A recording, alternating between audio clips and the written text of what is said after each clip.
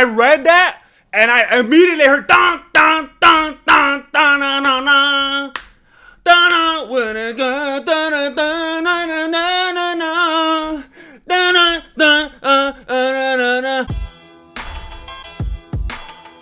I was talking about it the other day. There's been a little bit of a mass exodus from the UFC. There's been a lot of fighters feeling disrespected, disenfranchised. Some fighters are completely walking away from the promotion. They're going to BKFC.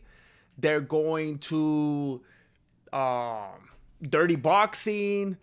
Some of them are staying with the UFC, but they're adding on to it by doing some moonlighting, like Low Blow Nickel with Real American Freestyle with Hulk Hogan. I saw an interview the other day with Peyton Talbot. And it doesn't appear as though he has any type of plans on making an exit. But he was at the same time not speaking very highly of the promotion of which he's currently fighting in, the UFC. He just came off a pretty nice win. And he said in the interview afterwards that he came out. He came out and said after the fight that the UFC is like nice and all, pays the bills, but that he always wanted a fight. I forgot the way he worded it exactly. He said something like, he was more interested in pride. Peyton Talbot wanted to fight for pride. He wanted to represent pride. And he would watch, like when he was a younger man, he would watch like, Tito Ortiz and, he's a younger dude. He was watching like the tail end, like he was watching Brock Lesnar and these types of dudes. And he knew he wanted to fight. He wanted to be in the sport of MMA. But he said that he always knew that there was something different about him. And, the UFC seemed to have like the most highlighted, marketed characters. But it was his dream to be a part of Pride. And that didn't work out for him. The only reason I bring that up is to let you know that there have been fighters as of late that seem to have one foot out the door. And I completely understand that because I was actually watching a stream a little bit ago that the UFC was putting on, and it was saying something about UFC fireworks and blast from the past or whatever. And I was watching like Ken Shamrock fighting Tito Ortiz, and I was seeing people in the chat saying, man, that's 90s and early 2000s. That's when the UFC was peak. And of course you see a couple nerds in there like, that's objectively untrue. It's now as high level as ever. It's a chess match and they're so unbelievably skilled and the sport has... Nah, fool. Yeah, the sport has evolved and everything, but you know what people are talking about when they say that. If you put on Tyrone Woodley versus Steven... Are you going to watch Tyrone Woodley versus Steven? Let's say you got to go to work. You got to walk out in 29 minutes. And you got to put on one fight before you walk through those doors of depression and clock in. You just got time to chill. Before you have to put your shoes on. You just one fight. Are you going to watch Steven Wonderboy Thompson versus Tyrone Woodley? Because it's a chess match and it's just so high level. And are you going to watch that? Or are you going to watch,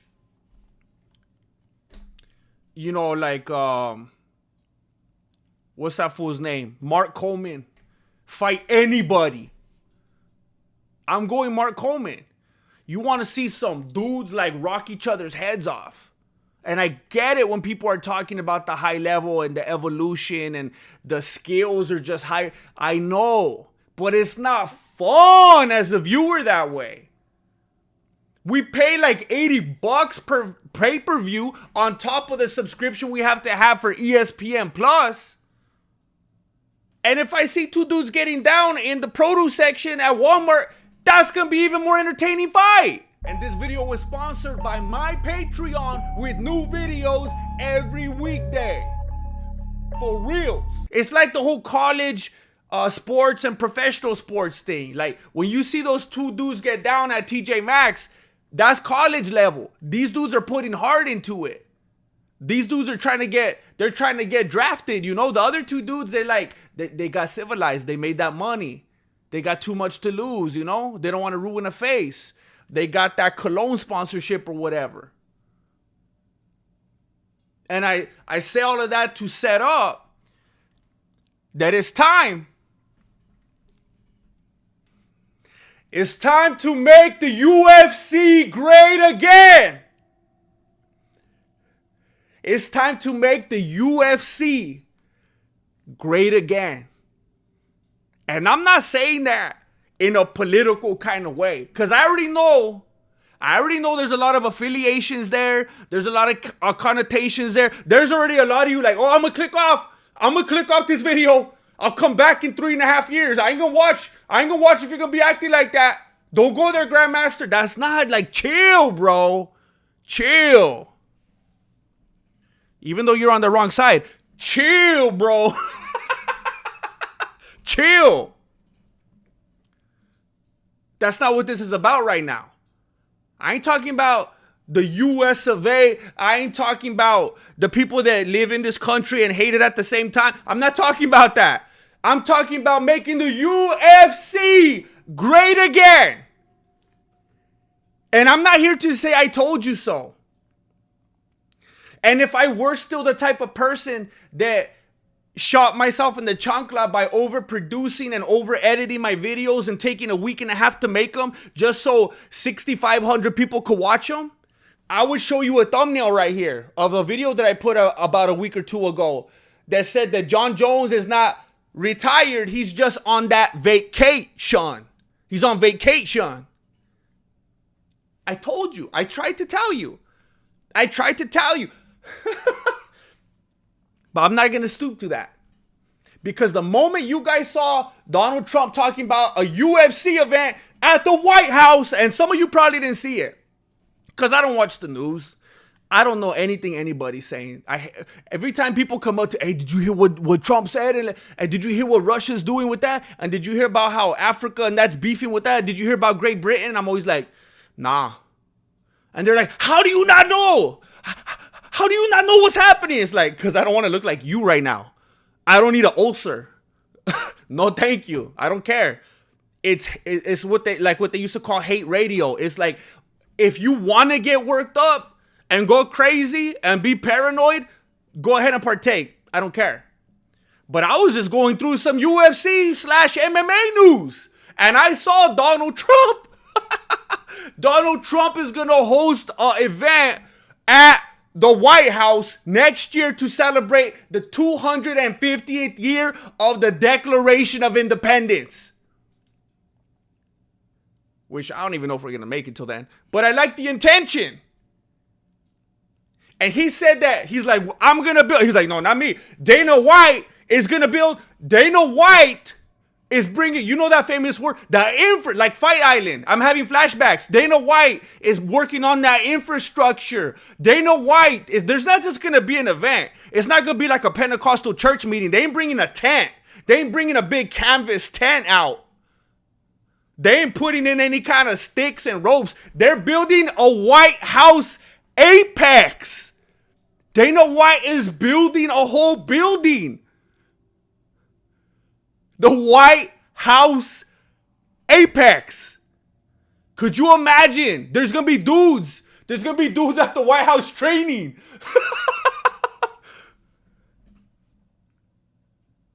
And it doesn't end there. He said next year, 250th year, celebrating the Declaration of Independence, there's going to be a UFC event. And then he corrected himself. He said there's going to be a championship fight. He said championship fight. There's going to be a championship fight. A championship fight. That's very interesting. As soon as he said that, I started to look up other articles, because you got to get different perspectives. You got to find out what's going on and piece the whole thing together. And I start to see screenshots of John Jones's Twitter. And then I go to the Twitter myself to see if it's true. And John Jones is expressing interest. He's putting little emoji eyeballs. He's like, oh, at the White House, huh? And then he says he's back in the pool. John Jones says, I'm back in that pool, homie. And I know what you're thinking. You're thinking that he's back in that pool from that one video with those little Filipino dudes where they're passing them around like teenagers passing around a vape in the bathroom at lunchtime. Nah, I'm not talking about that video. But I have watched it a lot. More than I'd like to admit. And it's hilarious, but it's also weird and unsettling. But that's not the pool that John Jones was talking about. He says he's back in the testing pool. Which is funny because, I mean, at first I thought, oh, so I was unbelievably clearly correct. But then I thought, no, there's no way. There's no way I could be that correct. You know, I want to stay humble. There's no way I could have been so very, very correct. And I already knew the first thing that people were going to be thinking was, nah. Well, that doesn't matter. You know, he could come. There was a lot of people saying he ran from Aspinall and he might come back, but too late. He's going to try to come back and fight someone else. And he ran from Aspinall. But it wasn't very long after that I saw some more news that told me otherwise. And it told me that this was all a whole big scheme that John Jones, Dana White, Donald Trump, and a whole bunch of other top executive UFCs that we never really even need to know their names were in on. Do you remember when I made that video from his appearance on the Full Send infomercial and he said there's a lot of things working on behind the scenes right now. I can't talk about it. I'm just going to be the one that everybody hates. I'm the one that has to take the blows. I'm the one that has to take the criticism, but I'm a company man and I'm playing my part right now. And I knew what that meant. Exactly the way it played out. Exactly the way I laid it out in that video. Everybody chill out, be patient, sit still, hold your breath. He's a scapegoat. Dana White is this generation's Vince McMahon. And he's doing John Jones like Vince McMahon did Stone Cold Steve Austin. Stone Cold Steve Austin got arrested too. John Jones was having those legal troubles. And I told you this in my video. I told you he's not running from Aspinall.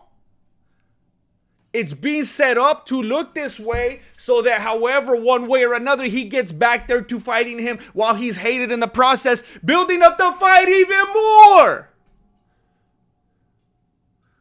Now, this doesn't in any way eliminate or eradicate the potential of him fighting Nogano. Or, who's the other fool? Wasn't there another fool that he was probably going to fight? Maybe it was just Nogano. Maybe I'm so used to talking about Ilia Tapuera and fighting multiple dudes. I thought it was another one. He was going to go out fight this dude. Either way, it doesn't change that. Because that's a whole year away. And when you consider other promotions and co-promotional events, everything gets more creative anyway. That's beside the point right now. What everyone was focused on was he ducked Aspinall. And then he comes out, he retires, and he has these legal problems. Oh, he can't fight anymore. Well, somewhere behind the scenes, Dana White, and Donald Trump said this. Donald Trump says this was Dana White. This was Dana White's idea. Dana White's going to come build this. Dana White was at my inauguration. He was at my campaign. He was at the convention. Dana White is a genius. That fool knows how to play his cards. Literally and metaphorical, that dude has a gambling problem. And he talked to John Jones and told him exactly what to say. And John Jones comes to Donald Trump. This could have happened a month ago, It could have happened right away back in February when the thing happened. The lady's pants went missing.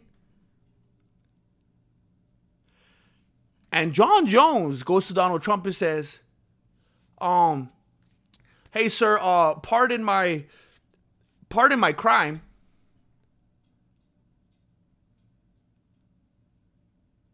If John Jones gets convicted, Trump's going to pardon him. Dana White is a mastermind. That Dana White power is flowing through the White House in a way that we never could have anticipated. It's in a creative way, not a historical way. Dana White has known about John Jones's legal problems since they happened. Probably the first person he called. It's one of those things where you don't call the cops first. There's always that person you call first. That's Dana White. And he goes, oh, I have a lot of goodwill with someone that could help you here.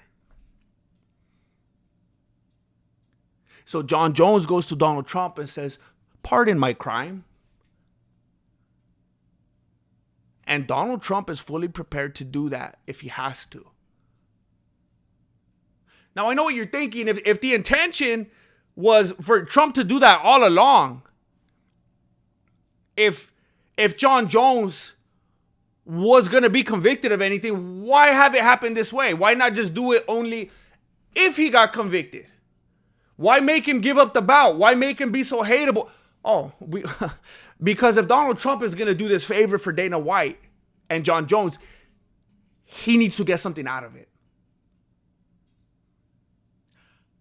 And I couldn't believe it when I saw and then read what I read earlier, because I was doing my research and I wanted to come correct with this.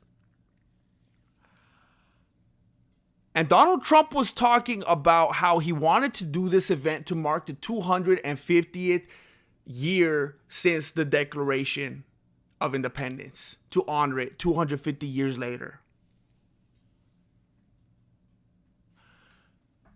And he said it was going to be a championship fight.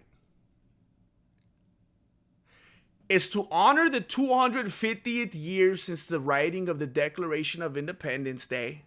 Same thing, Declaration of Independence.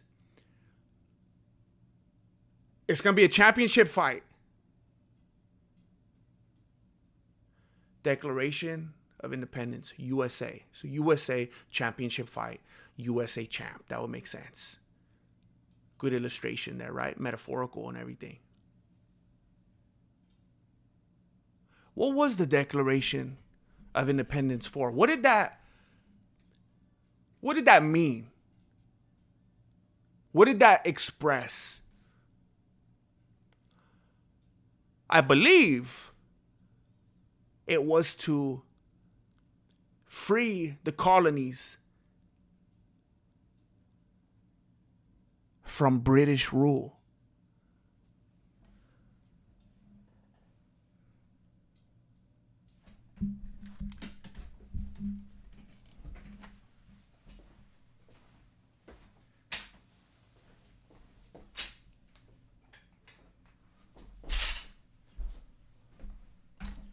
I'm pumped up.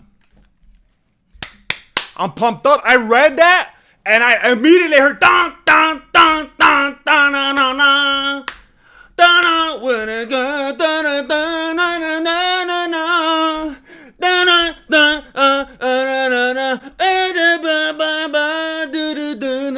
I am a real American. Fight for the rights. Fight for your rights. Donald Trump has been a fight fan forever. He's been a WWF fan forever.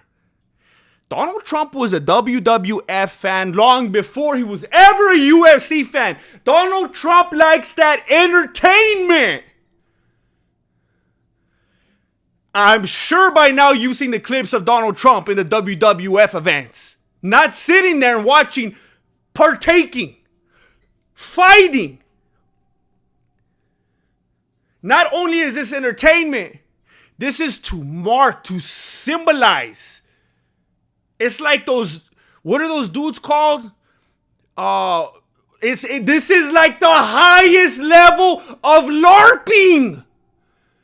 This is the highest level LARPing I've ever heard in my life. This is for real. The blood's gonna be real.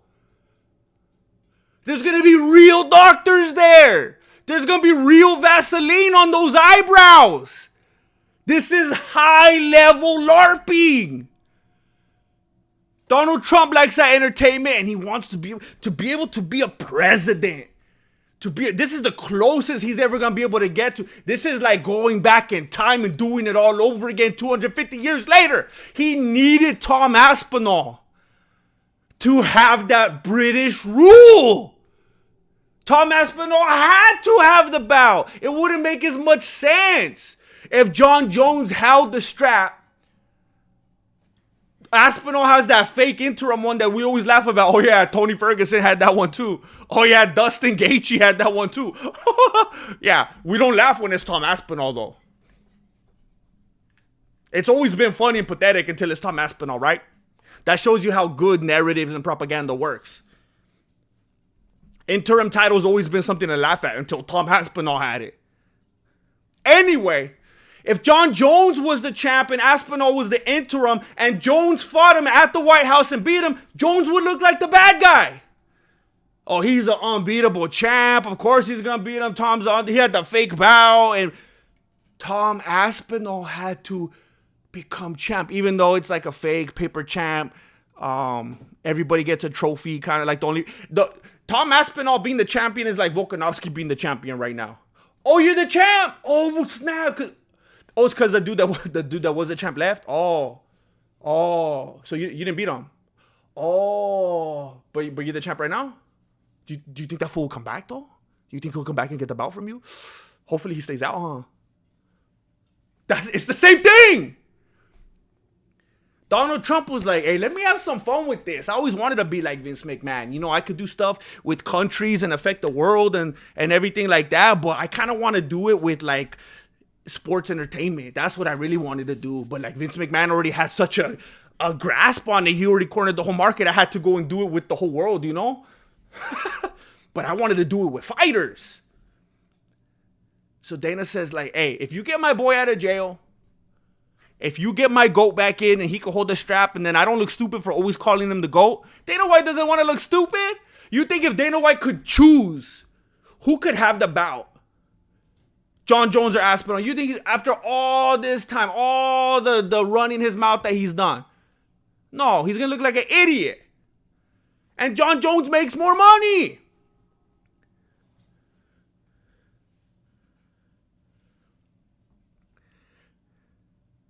I'm not going to rub it in your face, all right? I'm content just knowing how correct I was. I'm just going to bask in that. John Jones has his legal trouble. Calls Dana White. Dana says, hey, fool, I got like the whole MMA, UFC community behind you because of my presence. They all love you now. They cheer you when you come on the screen more than when they cheer for GSP. You're going to get that vote. You owe me, homie. Dana White says, okay, I'll pardon your boy. But you let me have some fun. You let me pull the strings. You let me do my 250 event. I need to have the Englishman have that bout so we could get that freedom again from British rule. So it'll be a proper event. Could go back in time. And Dana White says, you know what? That's some good entertainment. I like it. I'll allow it. And here we are today. And I was right. And you were wrong. But I forgive you. Let's just enjoy the fight, all right?